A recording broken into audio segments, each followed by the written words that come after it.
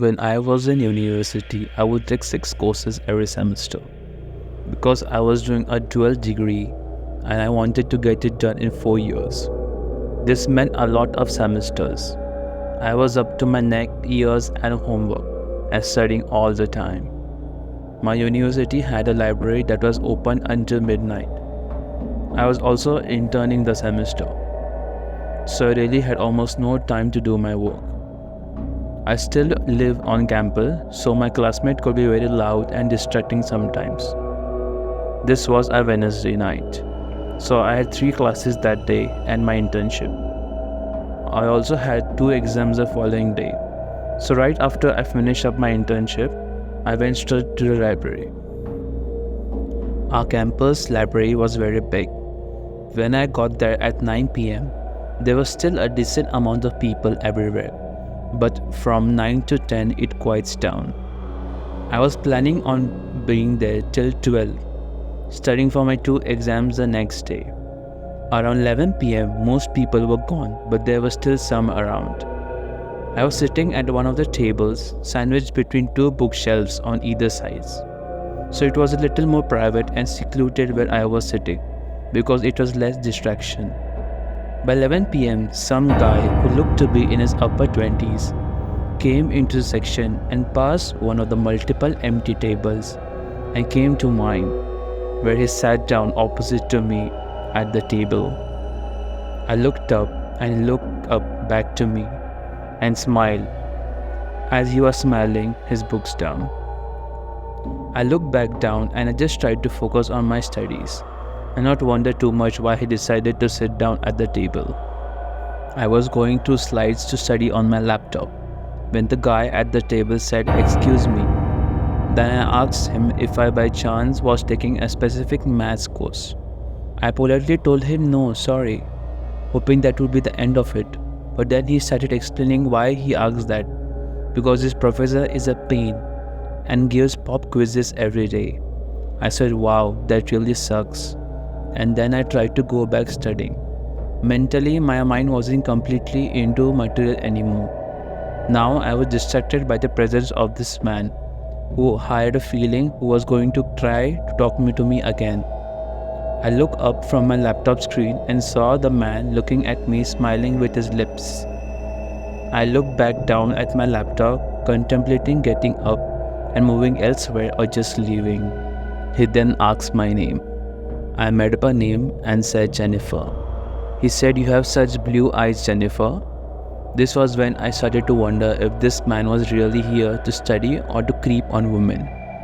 And the fact that he looked like he was almost in his 30s didn't help. I asked him what the name of his maths professor was. He took a moment and then said Professor Smith. I asked if he knew the name. He shook his head and said no. I went straight to the website ratemyprofessor.com and looked to any professor with the last name Smith.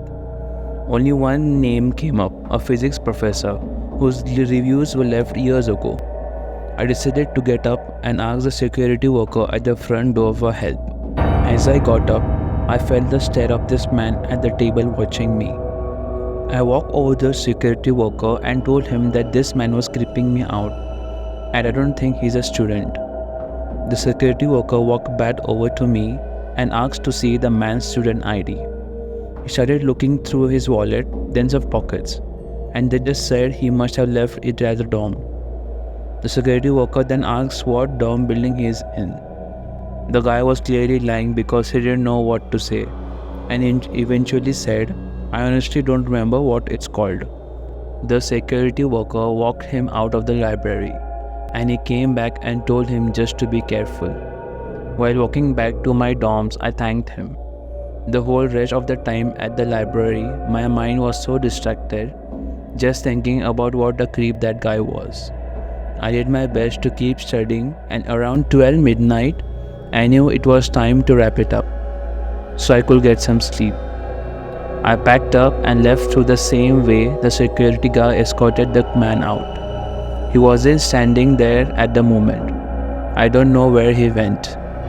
I started walking through this basically empty campus. No one walks around that late on a Monday to Wednesday night. That's when I was near my dorm building, I heard at least one loud sound of a shoe hitting the concrete behind me. I turned around, but I saw no one there. I knew for a fact I heard footsteps, though I started to run now, which made me a mistake because the second I started to run, which was more difficult because of my heavy backpack, I heard running footsteps behind me. I turned and I saw the man from the library sprinting towards me. I screamed at top of my lungs, but only for a second before I was tackled to the ground, and he had a hand over my mouth. He kept threatening me, saying, "You better shut up or I'll kill you." I genuinely thought my life was about to end. I was trying to call out for help, but still my mouth was muffled by his hand. He then got to his feet and started to drag me by the throat. He was dragging me in the direction of the woods right by the dorms. I managed to remove his hand from my mouth for just long enough to scream again. It was enough for me to get attention of these two guys who came running over yelling, "Hey, stop!" at the kidnapper. The man let go of me and started running off towards the woods. The two guys came over to me and I'm sure they were asking me if I'm okay or not. But I blocked all the noise from outside for a moment as I was in total shock. I completely let my emotions out and started bawling my eyes out to the two guys. Those guys called university police and I did my best to keep myself together. And then we went to the library to ask the security worker for his description of the man. It also matched my description of the man. The police were also able to use the footage from the library cameras to get a clear picture of the man's face. The picture was sent out to all students' phones and emails and the school website. And the same night there was a tip that the man was at a late night dive bar down the road from the school. The police arrived at the bar and arrested him. The level of trauma this impacted me was incredible. I can't even imagine the trauma for those who weren't as lucky as me in situations like this.